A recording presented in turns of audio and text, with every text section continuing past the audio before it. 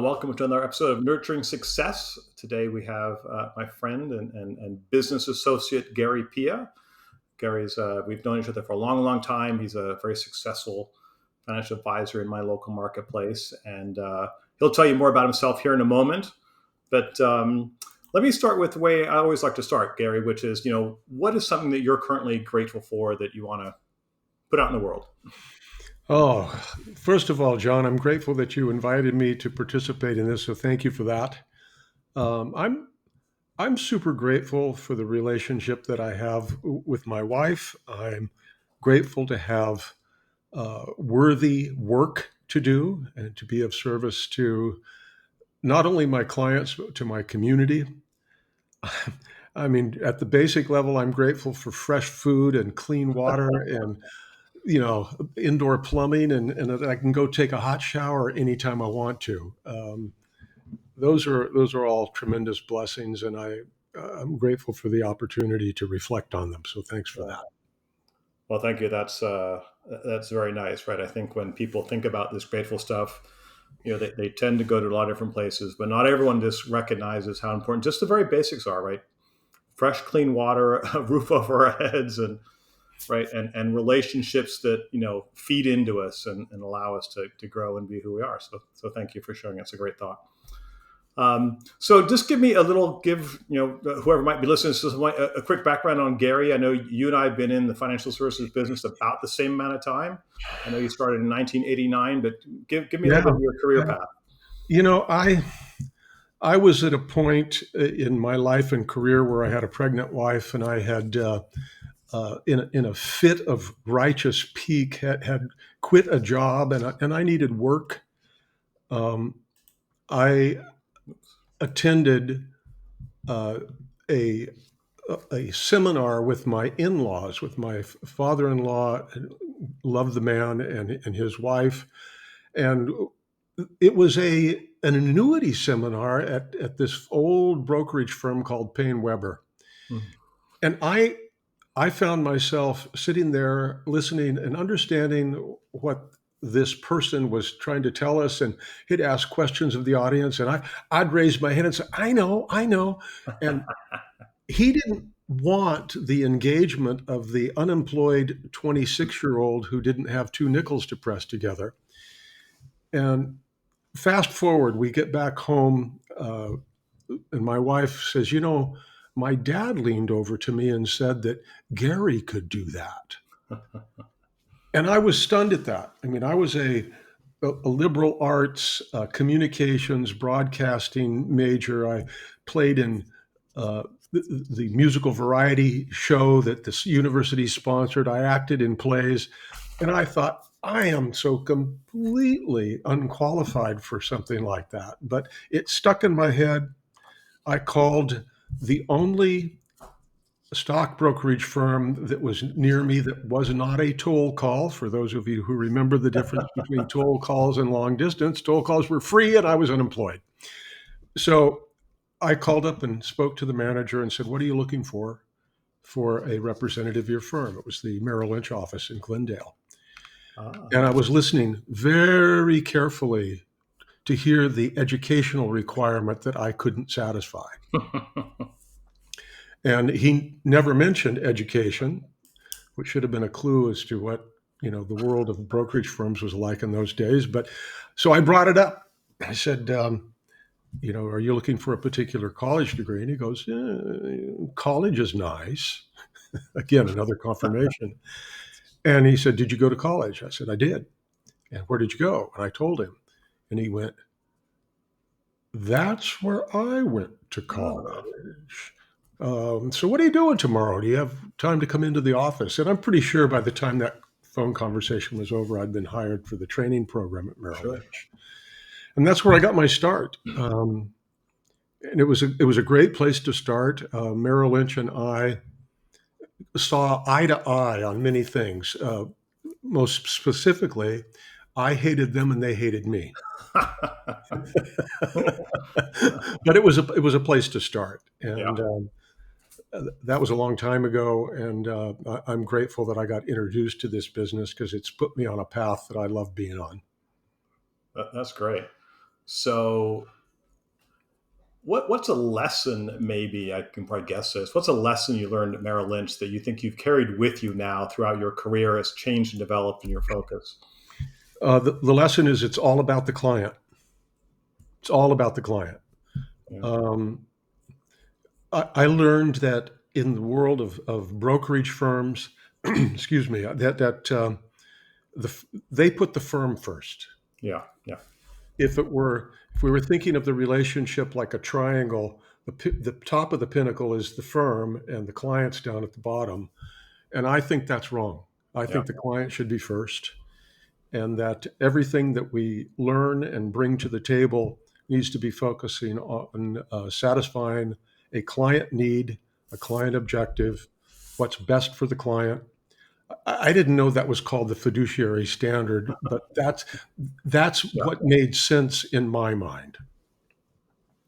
And so as you look at your practice today, and you can share in a minute a little bit more about your team and how the practice setup is. But how does a client then know that you and your team are putting them at the top of that pyramid that you've now alluded to? How would they feel that in your practice? One of the, and I'll answer that through the side door. Yeah. One of the primary reasons that people leave the relationship they have with their financial advisor is because of inattention. Yeah. You know, I never hear from my advisor except when they have something that they want to sell me. So what we do is we have a regular cadence that we follow to stay in touch with our clients. Regular touches by email, uh, regular phone calls, some of which are scheduled and some of which happen ad hoc. Um, and we're always available. I mean, I tell my clients and reinforce it with my clients, and I tell prospective clients that we're always here, uh, as needed and as desired. Mm-hmm. And so we'll bring things to their attention and endeavor deliberately to add value through information. When we go into uh, the last quarter of the year, we're always going to be talking about tax planning and employee benefit selection. We're going to be bringing other topics as we go throughout the year, but we, at a minimum, are reaching out with formal touches at about a once a month and quarterly That's quite a basis. bit. It's quite a bit. So it's intentional. We Yeah. want to be present. We want to let them know that we're thinking about what's important to them. Yeah. Well, thank you for sharing that. And I know that that is the focus of your practice, and I know that your clients feel that attention that you're giving to them, and that's fantastic. So you're a CFP. Your company is called Mission Street Wealth Planning. Mhm. What's the structure? I believe you're an RIA, but tell me what's the structure and what you kind of do, just technologically. Yeah. In the savannah of financial services, we are a registered investment advisor.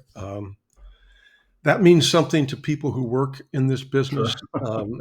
But what it means is that um, I hire brokerage firms and investment firms to work for me and my clients rather than being employed by them. Mm. So we are a fee for service and fee only firm. The only compensation our firm receives is from our clients. We don't accept compensation from the manufacturers or distributors of financial products. And that's a business decision. That's not a Yeah. moral decision. There are other models that are just as legit as this one. This is just the one that we choose. Yeah. Yeah. I love it. Thank you. And obviously there are lots of different models, and this one happens to work for you and your practice. And where you, so, what would you say? It's been a few decades now in your practice. What would you say? What's the focus of your clientele? Who do you like working with the most? Who are the Great families you question. like to talk to? Putting on my business owner hat, Yeah. uh, we have two verticals that we work in. Um, one that grew out, one that was started out with intention, and the other that grew out of that. The area that grew out of our intention is that we have had experience in working with clients who have equity compensation. Hmm. So we have, as a consequence, have developed resources and some expertise in the world of helping people who have restricted stock units or uh, non-qualified stock options or incentive stock options, and these are very great opportunities for clients, but they're fraught with pitfalls as well. Because if you've received a grant of restricted stock units or non-qualified deferred non-qualified stock options, I should say, you have a deferred tax liability. Mm-hmm. You know, it's staring you in the face. It's going to happen, and what you have control over is the timing of it. When you want to take it, when does it make the most sense? Uh, Particularly when you're talking about stock options, at some point diversifying that financial event is going to be important to you. You don't want to have so much of one stock from the company that you're employed by that yeah, you might be able to make a killing, but you don't want to have so much that you're killed by it. Yeah. And so the equity comp is one vertical. Our day to day is retirement planning, pre retirement planning, post retirement planning. Uh, a really great client for us is uh, that individual and that couple that's just had their 50th birthday and they're peeking over the horizon. They're going, holy crap, the retirement's coming up quick. And we help them with that. Our goal is to help our clients to retire comfortably and stay comfortably retired. Mm. So we coach around that. We plan around that. We help clients invest around that. We help them with things like selecting the right way to take their Social Security, Yeah. sign up for Medicaid and the best options. I said Medicaid, I meant Yep. Medicare, Medicare. Yep. Yep. and all the various issues that come around that. Are they finding themselves taking care of kids who are going to college and having the need to take care of aging parents? We have resources for all that. We don't have expertise on all of that ourselves, Sure. but I've got a guy for that. Yeah. Yeah. Which is important, right? And you're, not to beat up an analogy, but you're the quarterback, as it were, of many people's plans and their lives as they transition to that, right? So I, I like analogies, but I think the analogy that fits best for yeah. us is we're like a general practitioner. Oh, okay, I like that. You go to see your doctor at say I'm picking Kaiser because Sure. I'm a member of Kaiser, but I've got a guy there at Kaiser, and I go see him, and he's always going to ask me, so why are we meeting today? Where does it hurt? Let's run some tests. Oh, we got the test. You need to go see Yeah. this Yep. specialist, and that's a model that is very, very similar to Yeah. ours. I like it. I like it. So let me transition a little bit to your creative side, right? I know you've done a great job in creating video and content and YouTube and so forth. Did you get some of that passion and love for that from back in your acting days? And have you applied any of that work to what you're doing now to teach? There's some of that. My wife Catherine teases me, and she says, you've never met a spotlight or a microphone that you didn't like, and she's kind of right. I consider that my purpose in life is to add value to my life and the value to the lives of the people I work with by communicating with creativity and inventiveness. Yeah. Taking a complex financial topics and translating it into human is Mm. is what I like to do.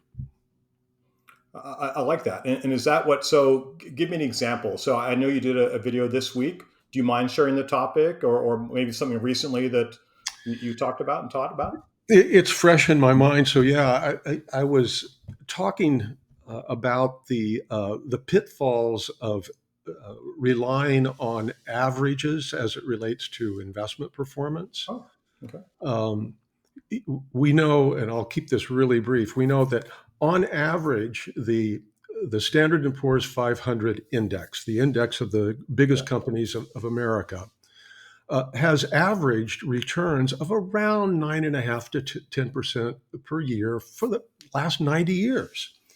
But there are very few years where the return was right on the nose of 9.5. What we know is, yes, that's the average return. But if you're making investment selections by looking at average returns, what you're not looking at is what is the normal variance or volatility of those assets. The S&P 500, if it has a year where it's down 5% or a year where it's up 25%, anywhere between -5 and +25 is normal. If we were in third grade and grading the spelling test on a curve, -5 to +25 would get a C. That's It's right. average. It's Yeah. to be expected. If you don't know that, if you have a 25% year and then it's followed by a year that's flat or slightly down, you may get disappointed, That's right. and you may make a financial decision that's counter to your best interest because you're just focusing on averages and not also understanding the importance of variability and how that factors in. Got it. Well, thank you. That's a great subject. And so, and yeah, and after this, certainly if you want to learn more about what Gary's publishing out in the world, his videos, you can check out his website and his YouTube channel, all that kind of stuff as well. We'll put links to the things that are appropriate there. So kind of a two-parter here. So tell me just briefly about your team, and then maybe what's your engagement process with new clients? Like when someone's coming into your process, what's that kind of look like, and what would someone expect in that situation? Gotcha. Well, because I've been deliberately focused on being an independent fee-only registered investment advisor, you come to a fork in the road where you have two choices. You can either build it all and have it all housed under your roof, or you can outsource and work with partners, and we've chosen that route. We're associated with Focus Partners Advisor Solutions. It's the foundation under our firm. They provide us with a myriad of services that I won't detail, but what's important is that when you look at me, you see the resources of Focus, which I've got about a 20-person administrative team that Mm-hmm. services my business there. We also use Charles Schwab for custody, and we use firms like Fidelity and Dimensional Fund Advisors as the underlying investment assets that we use. Then we have an advanced planning team that I can bring cases to and strategize. Also, in insurance issues as well. Yeah. Um, Here on the ground, we're a modern firm. I hired a CFP candidate out of UCLA about 2 years ago who has grown and blossomed and is now a full-time associate of the firm. Uh, if someone were to schedule a meeting with me, they would see me and they would see Brenna Kinsella, who is my associate. We both show up. We're kind of the two-headed monster, and that's how we work together on that. And what was the other question? Just like so, what's the kind of onboarding Ah, process? I just think it's always interesting because ideally this is shared with other advisors, and I think different people have different best practices and what works for Gary, right? we utilize technology in the tools. I mean, we use a tool. If somebody's interested in having a conversation with us, 9 times out of 10 today, that first conversation is on a platform like the one Yeah. we're on. We use Zoom for that. We're not adverse to having face-to-face meetings, but a lot of people find Zoom convenient, and we've adopted it. We're going to have a conversation about what we like to do to begin with is to take a look at a snapshot of your situation. We use a tool to create what we call an asset map.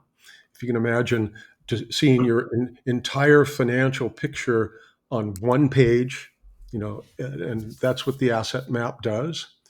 And what we'll do is we'll take a look at that and stand that up against the objectives and concerns and opportunities that the client has shared with us. And we're going to come back to them with a response there's only three possibilities. The first possibility is that we look at that and say, you know what? You should keep doing what you're doing. Mm-hmm. You are on track. You really shouldn't change a thing. You're going to be just fine. Congratulations. The second possibility is that we go through that process and identify some gaps in what you're doing, or maybe see other areas where you could level up. But for whatever reason, and it's not just financial, but for whatever reason, if we're not a good fit for each other, we're going to point you in the right direction. I orbit in a community of other financial advisors, and I know what their strengths are and their expertise is. And if it's somebody's not a fit for me, I'm going to point them in the right direction. And the third possibility is that we go through that process, and it makes perfect sense that we can deliver tremendous value to that family. We're gonna get busy. So it's, you're doing great. Let me point you to the right advisor, or let's get busy. Or let's get going. Love it. Thank you for that. So we've had an opportunity to do work together over the years, right? And so I'm on the the liability management side, right? I only get paid to do mortgages, and we give people advice around debt and those kind of things. How do you think about liabilities and mortgages and debt, kind of in your practice, and work it into your planning, as it were? Great question, and I've got a couple of responses on that. As a professional, I'm primarily concerned from the cash flow perspective. What is this liability costing you? How does that impact what you have available to devote to the other objectives that you've set forth? I'm not expert on the ins and outs of which mortgage and how to. And that's why I like working with someone like yourself, John, because you know that stuff. Yep. But I can speak personally to the service you provide, because you've helped me get a mortgage. Thank you. And what was interesting about that is that we did that transaction during a time when the financial world was far from optimal. It was in and around the Great Recession. Yes. And while I had, in my situation, I had sufficient cash flow to do a refinance, all of my numbers fell on the wrong lines in the tax form, the wrong lines that the lenders look for. And you and your firm knew how to navigate that. Yeah. And so that's why I think that any proper financial advisor needs to have a relationship with, well, certainly not another liability advisor. They should have a relationship with you. Oh, well, I appreciate that. Thank you. I cannot be all things to all people, but I appreciate the effort. but my point still stands. Thank you. That's how you help me, and that's how I think you stand ready to help Awesome. anyone else who has those needs. Yeah, and I'll go back to just one of the comments you made, which was the cash flow. So I mean, the reality is that most of our clients and most of the people we all know live lives of cash flow, and so it's wonderful to talk about building wealth and having X number of net worth and so forth. But at the end of the day, from day to day, week to week, month to month, we're living lives of cash flow.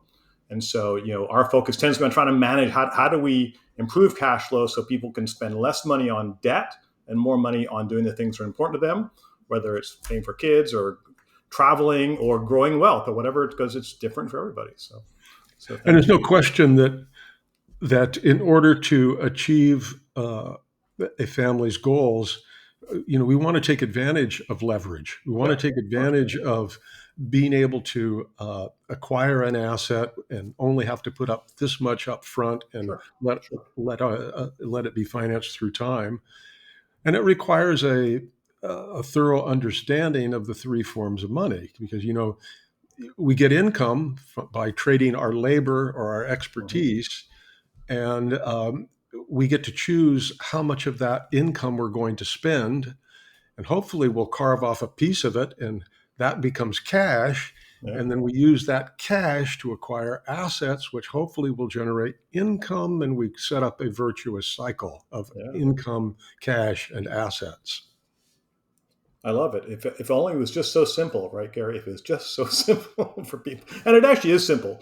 I think it's the challenge is that people, oftentimes have other priorities and don't always align all those things together. But that's why you and I are in business. That's okay. John, Um, I spent a few years in South Pasadena as the yeah, elected city I treasurer. remember. Yeah, And I would often communicate to the residents of South Pasadena that as a city, we can do anything we want. We just can't do everything we want. that's right. And that's true of us personally. You can Yeah, do anything you want, just yeah, can't do everything you want. that's So right. what's important? Love that. Well, thank you. I'm going to give you one last question before we sign off here. But before I do that, I just want to say thank you very much again, Gary. I appreciate your friendship, our partnership, our time together here today, and for sharing your wisdom. So I'm going to leave you with the last word, and it could be anything you want to say. It could be advice to younger advisors. It could be advice to anybody in the world. So, or whatever you want to say. So you have the last word. Go for it. I would say stay curious, keep growing. Um, an author by the name of Alvin Toffler wrote a book about 55 years ago called Future Shock. Hmm. And Toffler said in that book that the illiterate of the 21st century won't be the people who can't read and write. They'll be the people who can't learn, unlearn, and relearn. And the great challenge is about learning, unlearning, and relearning, because you got to stay relevant. Yeah. And I want to sign off there, but that was so good. I think it's just so important now for people to understand. It doesn't matter if you're 14, 24, 84. I mean, this is learning is so important, right? And being curious and all this stuff. And I think the world is changing so rapidly as we sit here now that, you know, like my coach always tells me, really, if you're not going forward, you're really going backwards. There's no such thing as the status quo anymore. You need to be going forward. Anyway, and whatever it is you do. So thank you for that, Gary. You're welcome. All right. We'll talk to you soon. Have a great afternoon. Thanks again, Gary. Thank you, John. Appreciate it.